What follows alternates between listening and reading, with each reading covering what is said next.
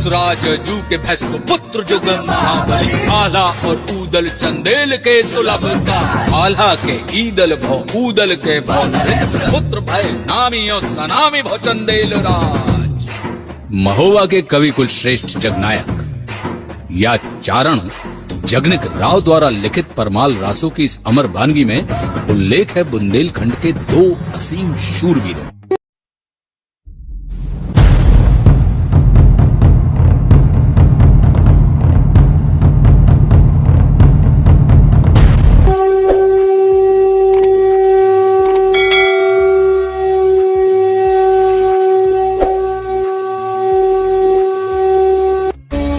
ये कहानी उस वक्त की है जब दिल्ली के राज सिंहासन पर महाराज पृथ्वीराज चौहान विराजमान थे। उन्होंने अपने आसपास के लगभग सभी राजाओं को अपने अधीन कर लिया था, लेकिन कन्नौज के राजा जयचंद और कालिंजर के चंदेल राज परमाल ने पृथ्वीराज चौहान के आगे अपना सर नहीं झुकाया था। राजा परमाल का विवाह उरई के राजा वासुदेव की बेटी मलहना के साथ हुआ था।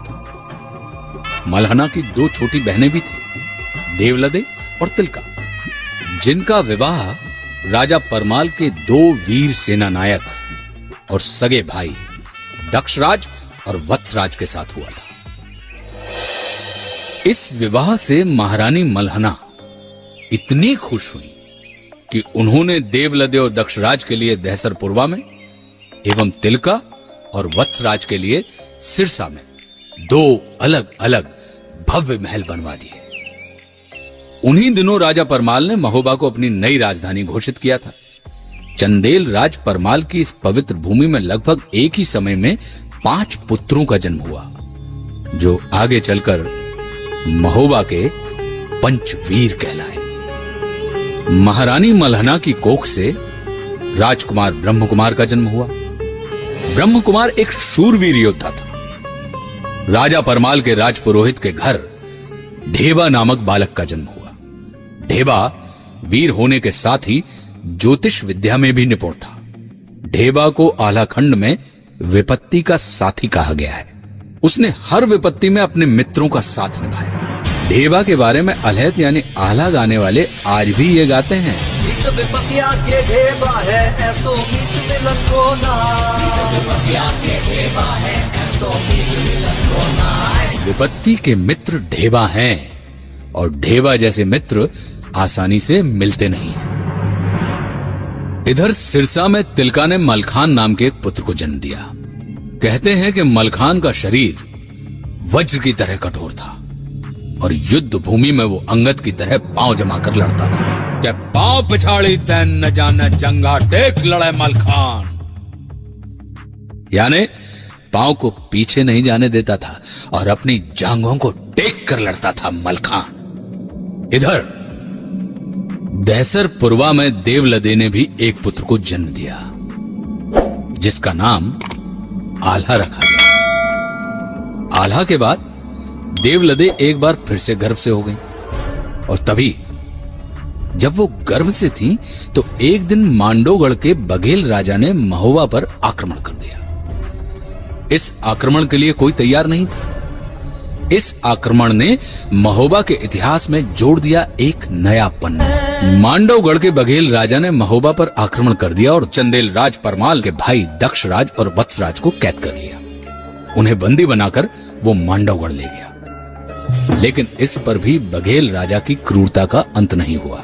उसने दोनों भाई दक्षराज और वत्सराज को मारकर उनका सिर बरगद के वृक्ष पर टांग दिया।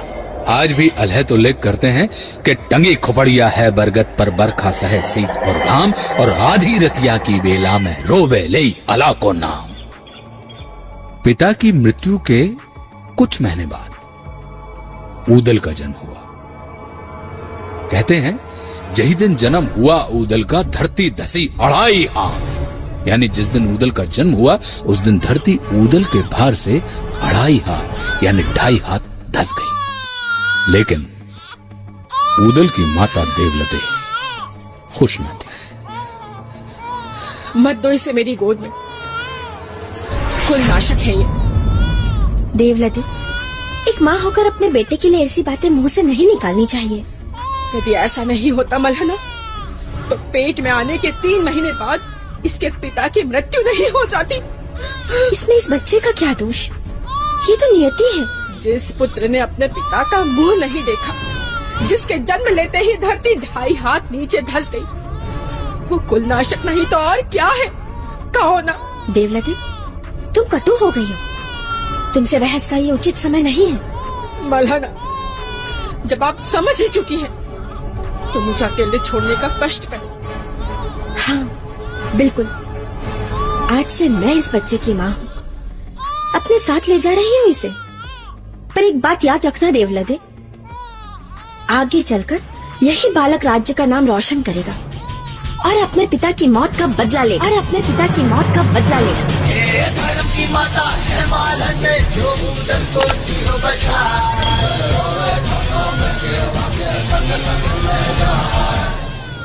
धर्म की माता है मालंदे, जो ऊदल को लिए बचाए। राजा परमाल ने महोबा के इन 5 वीर आला, ऊदल, मलखान, ब्रह्मकुमार और ढेबा को एक साथ पढ़ाया लिखाया तथा अस्त्र शस्त्र को चलाने की कला से रूबरू कराया।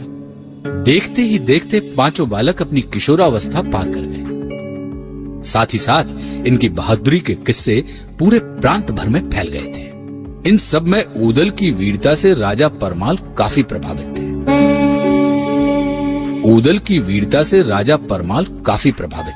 एक दिन वो अपने राज दरबार में बैठकर ऊदल की वीरता की चर्चा अपने सभासदों के सामने कर रहे थे।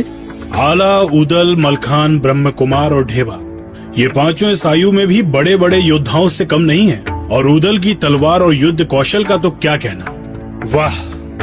कि तभी आला ऊदल का मामा माहिल वहां आ पहुंचा। माहिल ने महाराज की बातें सुनी और माहिल महाराज से कहने लगा, क्षमा करे महाराज, किंतु उदल तो एक साधारण सिपाही है। वो कब से तलवार बांधने लगा? माना कुछ छोटे मोटे युद्ध जीत लिए होंगे उदल ने, किंतु छोटे मोटे युद्धों से कोई शूरवीर तो नहीं बन जाता ना महाराज।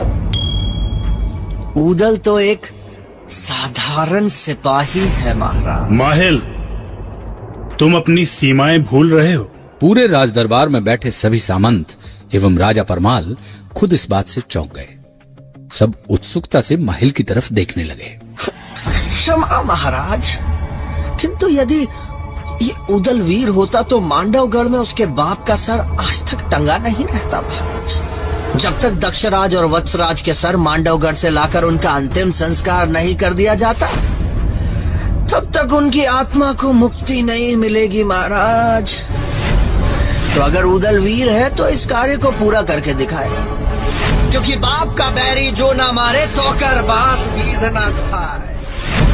बाप का बैरी जो ना मारे तो कर मांस गीध न खाए। यानी जो बाप के शत्रु का वध नहीं कर सकता, उसका मांस गिद्ध भी नहीं खाता। पूरे दरबार में सन्नाटा फैल गया। राजा परमाल ने माहिल की इस बात को काटने की कोशिश की। वो माहिल को चुप कराना चाहते थे ताकि ये बात ऊदल के कानों तक ना पहुंचे।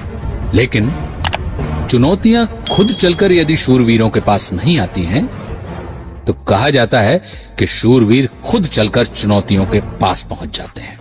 चलती हुई बातों के बीच ऊदल वहां पर आ पहुंचे। माहिल, तुम चाहते क्या हो कि प्रतिशोध की आग में इनके भी सिर वहीं टंगे मिले? बस थोड़ा समय और। किस बात की चर्चा चल रही है महाराज? किसका सर कहाँ टंगा है? कुछ नहीं उदल। आओ भांजे उदल, तुम्हारी ही बात हो रही थी। माहिल, अरे बताने दीजिए ना महाराज। अभी तो आप प्रिय उदल की शूरवीरता के किस्से सुना रहे थे। अब जब शूरवीरता सिद्ध करने का अवसर है तो किस बात से भयभीत हो रहे हैं? और यदि अपने ही लोग यह नहीं जानेंगे तो कौन जानेगा? प्रिय उदल, मांडवगढ़ में तुम्हारे किसी पूर्वज की खोपड़ी टंगी है। अब तुम अपनी माँ से जाकर पूछो कि यह खोपड़ी किसकी, वो ही बता पाएंगे, क्योंकि मैं तो बता नहीं पाऊंगा। राजा परमाल की लाख कोशिश के बाद भी सच ऊदल के सामने आ चुका था। वे एक क्षण के लिए भी राज दरबार में नहीं रुके। माँ, सच सच बताना माँ, हमारे कुल के किस पूर्वज की खोपड़ी मांडवगढ़ में टंगी है? खोपड़ी? कैसी खोपड़ी? मैं नहीं जानती ऐसी किसी भी खोपड़ी के बारे में। ऊदल के मुंह से ये बात सुनकर देवलते डर गईं। वे समझ चुकी थीं कि आगे क्या हो सकता है। उसने बात को टालने की कोशिश की, लेकिन ऊदल टस से मस न हुआ। तब देवलदे को बोलना ही पड़ा कि टंगी खोपड़िया बाप चचा की, मांडोगढ़ बरगद की डार, आधी रतिया की बेला में खोपड़ी कहे पुकार पुकार, कहवा आला कहवा मलके, कहवा ऊदल लड़े ते लाल, बच के आना मांडोगढ़ में राज बघेल जिए के काल। अरे अभी उम्र है बारी भोरी, बेटा खाओ दूध और भात, चढ़े जवानी जब बाहन पे, तब कह दई है तो कह मात। मैं तुम्हारी भावनाओं को समझती हूँ पुत्र, किंतु इस समय तुम युद्ध के लिए तैयार नहीं हो। अभी उम्र ही क्या है तुम्हारी? माँ, क्षत्रिय की उम्र नहीं देखी जाती। अभिमन्यु ने चक्रव्यूह में अपना पराक्रम दिखाया था। लव कुश ने पराक्रमी राम को कड़ी टक्कर दी थी, तब उनकी उम्र क्या थी? और फिर राम लक्ष्मण की क्या उम्र थी जब वो राक्षसों से लड़े थे? देवलदे ऊदल के तर्कों को काट न सकी। तभी उसने ऊदल को मलहना के पास ले जाने की सोची। मलहना ऊदल की धर्म माता थी। देवलदे को महसूस हुआ कि अपनी धर्म माता की बात ऊदल अवश्य सुनेगा। क्या कहा मलहना ने ऊदल से? मलहना के कक्ष में पहुंचकर देवलदे अपनी बहन के चरणों पर गिर पड़ी। मलहना को सारी घटनाओं की खबर पहले ही मिल चुकी थी। उसने देवलदे को ऊपर उठाया और अपने पास बैठाया। फिर उसने ऊदल की ओर देखा। हमारे पुत्र ने पहली बार युद्ध में जाने की इच्छा जाहिर की है देवलदे। हमें उसे रोकना नहीं चाहिए। अपने प्राण का मोह तो कायर और मूर्ख करते हैं। इस संसार में जितने दिन के लिए जो आया है, विधाता भी उससे वो दिन छीन नहीं सकते। लेकिन एक बात याद रहे बेटा, शत्रु कुछ भी करे, तुम हमेशा धर्म युद्ध करना।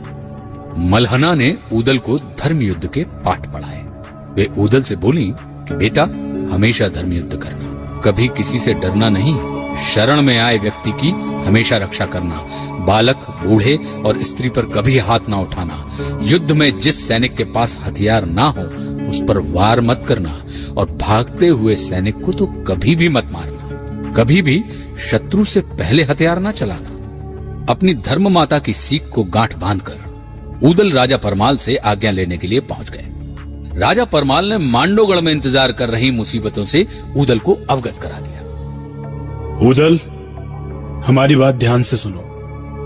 मांडोगढ़ लोहे की दीवारों से घिरा हुआ है और चारों तरफ गहरी खाई है, और खाई के चारों ओर बबूल के वन।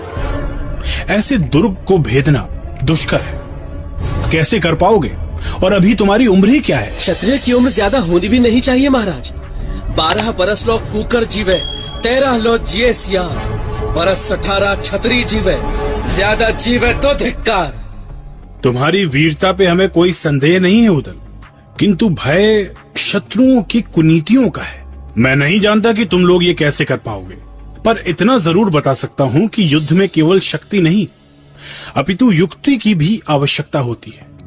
यदि पराक्रम के साथ बुद्धि का भी उचित उपयोग किया जाए तो तुम्हारी विजय निश्चित है।